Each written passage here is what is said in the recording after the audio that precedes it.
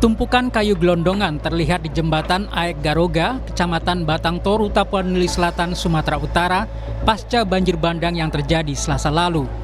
Kayu gelondongan kecil hingga berukuran besar terlihat menumpuk di sungai. Kayu-kayu ini diduga menjadi pemicu dan memperparah kerusakan yang terjadi saat banjir. Kementerian Kehutanan membantah kayu gelondongan yang ikut terseret banjir di Tapanuli Selatan dan Tapanuli Tengah, Sumatera Utara akibat hasil pembalakan hutan di wilayah tersebut. Direktur Jenderal Penegakan Hukum Kementerian Kehutanan Dwi Januanto Nugroho mengatakan kayu gelondongan itu berasal dari pohon-pohon tua dan lapuk yang tumbang terbawa banjir.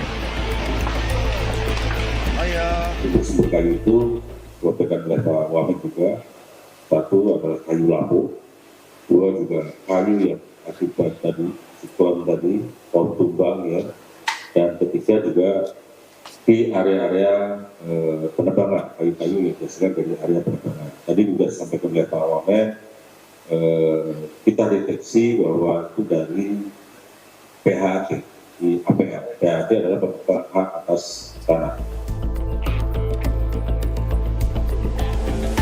Menteri Kehutanan Raja Juli Antoni menyatakan pemerintah akan melakukan evaluasi tata kelola kehutanan menyusul maraknya bencana banjir dan tanah longsor di Aceh, Sumatera Utara, dan Sumatera Barat. Menurut Raja Juli, rangkaian bencana tersebut menunjukkan adanya kesalahan mendasar dalam pengelolaan lingkungan.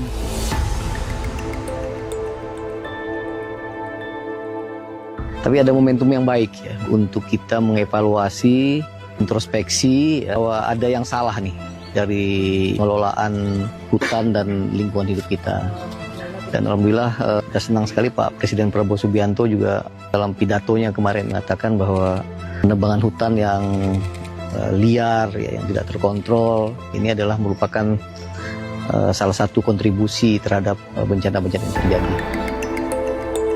Anggota DPR RI fraksi Demokrat Dapil Sumatera Barat Mulyadi menduga kayu gelondongan itu berasal dari pembalakan liar. Menurutnya, aparat penegak hukum masih lemah dalam melakukan fungsi pengawasan, sehingga pembalakan liar masih marak. Ia juga menduga ada pihak yang membacking praktik ini. Ini yang sebetulnya menjadi persoalan tersendiri. Karena seperti illegal mining yang juga menimbulkan persoalan lingkungan yang menyebabkan terjadinya bencana, itu sering dilakukan pada malam hari sampai subuh-subuh. Dan sulit sekali dikontrol atau diawasi oleh aparat hukum.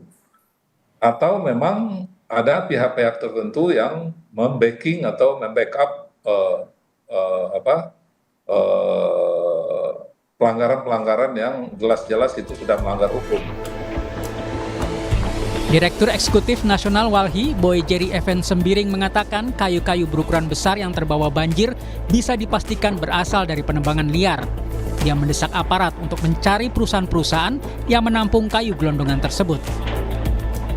Lalu tapi kalau ukurannya besar, nah itu bisa jadi kan dari proses penebangan liar. Gitu. Nah yang ketiga saya sih harus menyampaikan gitu ya, ini nggak boleh juga sekedar disalahkan sebagai ulah manusia gitu ya, tapi ini ulah kapital kalau kita bilang.